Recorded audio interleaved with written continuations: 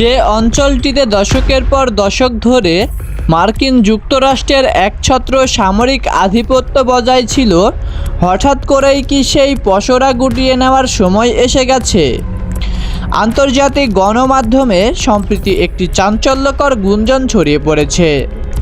Bahrain এবং সংযুক্ত আরব আমিরাত থেকে নাকি আকস্মিকভাবে নিজেদের স্থল ও নৌঘাঁটি গুটিয়ে পালাচ্ছে মার্কিন সামরিক বাহিনী।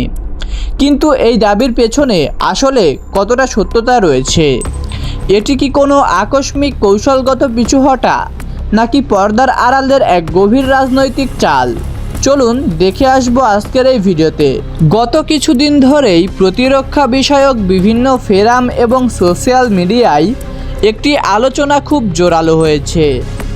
দাবি করা হচ্ছে, মধ্যপ্রাচ্যে ক্রমবর্ধমান নিরাপত্তা ঝুঁকি, বিশেষ করে ইয়েমেনের হুথি বিদ্রোহীদের লাগাতার আক্রমণ, ইরানের সাথে উত্তেজনা এবং স্থানীয় ভূরাজনীতির পরিবর্তনের কারণেই বাহরাইন ও আমিরাত থেকে মার্কিন যুক্তরাষ্ট্র তাদের সৈন্য এবং নৌবহর সরিয়ে নিচ্ছে। বাহরাইনে অবস্থিত মার্কিন পঞ্চম ফ্লিট, যা মধ্যপ্রাচ্যে আমেরিকার নৌবাহিনীর প্রধান শক্তির উৎস, সেটির নিরাপত্তা নিয়েও নানা রকম প্রশ্ন উঠেছে।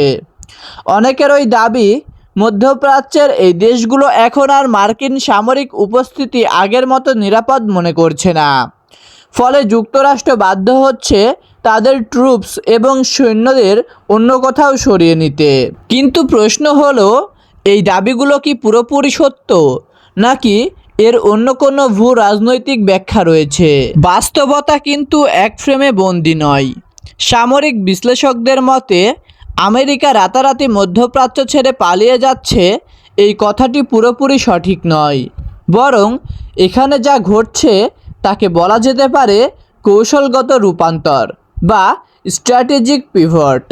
আসলে বিগত কয়েক বছর ধরে মার্কিন নীতি নির্ধারকদের নজর ইন্দো প্যাসিফিক অঞ্চলের দিকে। চীনকে কাউন্টার বা প্রতিহত করাই এখন আমেরিকার প্রধান বৈশ্বিক অগ্রাধিকার। ফলে মধ্যপ্রাচ্যে তারা চিরকালের মতো বিশাল আকৃতির স্থলসেনা মোতায়েন রাখার নীতি থেকে সরে আসছে।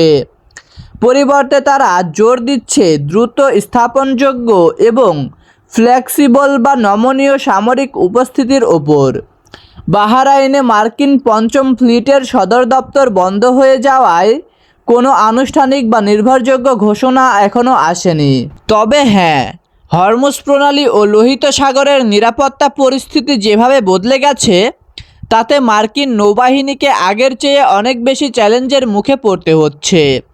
হুথি বিদ্রোহীদের হাইপারসনিক মিসাইল এবং ড্রোন হামলার মুখে মার্কিন রণতরীগুলোকে এখন আগের মতো উপকূলের খুব কাছাকাছি নোঙর করে রাখতে দেখা যায় না। তারা অনেক সময় সমুদ্রের আরও গভীরে বা পানির নিরাপদ দূরত্বে অবস্থান নিতে বাধ্য হচ্ছে। আরেকটি বড় বিষয় হলো স্থানীয় সরকারগুলোর অবস্থান। সংযুক্ত আরব আমিরাত এবং বাহরাইন উভয় দেশেই মধ্যপ্রাচ্য মার্কিন যুক্তরাষ্ট্রের দীর্ঘদিনের মিত্র, কিন্তু সাম্প্রতিক বছরগুলোতে এই দেশগুলো তাদের নিজস্ব বৈদেশিক নীতিতে অনেক স্বাধীন ও ভারসাম্যপূর্ণ অবস্থান নিয়েছে। সৌদি আরব এবং আরব আমিরাত এখন আঞ্চলিক উত্তেজনার পারদ কমাতে ইরানের সাথেও কূটনৈতিক সম্পর্ক স্বাভাবিক করার চেষ্টা করছে। তারা এমন কোনো বড় যুদ্ধের ক্ষেত্রে যেতে চায় না যার খেসারত তাদের নিজেদের অর্থনৈতিক উন্নয়ন ও নিরাপত্তার ওপর পড়ে। এই কারণেই মার্কিন সামরিক কার্যক্রমের ওপর স্থানীয় সরকারের পক্ষ থেকেও কিছু অঘোষিত বা কূটনৈতিক সীমাবদ্ধতা তৈরি হতে পারে। তবে এর অর্থ এই নয় যে মার্কিন বাহিনী কালকেই বক্স পেটরা গুটিয়ে দেশ ছেড়ে চলে যাচ্ছে।